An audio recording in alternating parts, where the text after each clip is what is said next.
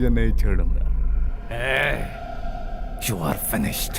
मेरे भैया को मारने की सोच से ही तेरी जिंदगी उल्टी लटक गई है और तू मुझे धमकी दे रहा है। इस बार पैरों से लटका है तू, अगली बार गले से। Welcome to my channel. আজকে রিভিউ করব লাকি দ্য রেসার মুভি, যার আসল নাম রেস গুডাম। তো কেমন হচ্ছে মুভিটা, আপনার কি দেখা উচিত? এই মুভির কাহিনীটা যদি ছোটো করে বলি, রেস গুডাম মূলত দুই ভাই রাম এবং লাকির গল্প। রাম সবসময় নিয়মকানুন মানে, আর লাকি ফ্রি মাইন্ডেড এবং বেপরোয়া। একসময় লাকি প্রেমে পড়ে আর সেই সময় ভাইয়ের সঙ্গে দ্বন্দ্ব শুরু হয়। গল্পের যে রাজনৈতিক অনিশ্চয়তা, অ্যাকশন সিকোয়েন্স এবং কমেডি দৃশ্য যা দর্শককে বিনোদনের সঙ্গে যুক্ত রাখে।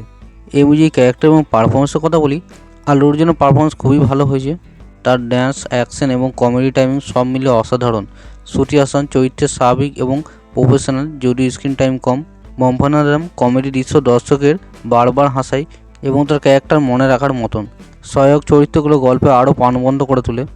এই মুভির যে ডাইরেকশন এবং স্ক্রিনপ্লের কথা বলি, সুরেন্দ্র রেড্ডি সিনেমার বেস্ট টোন বজায় রাখতে সক্ষম হয়েছে।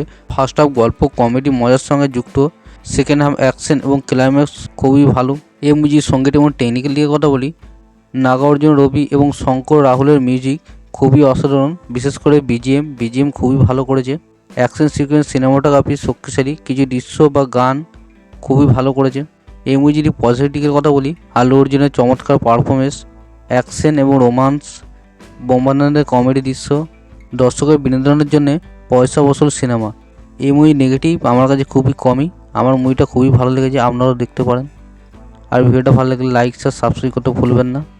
আপনি যদি লাকি দ্য রেসার মুভি দেখে থাকেন তো কোন সিনটা বেশি ভালো লেগেছে কমেন্ট লিখুন, আর ভিডিওটা লাইক শেয়ার করতে ভুলবেন না।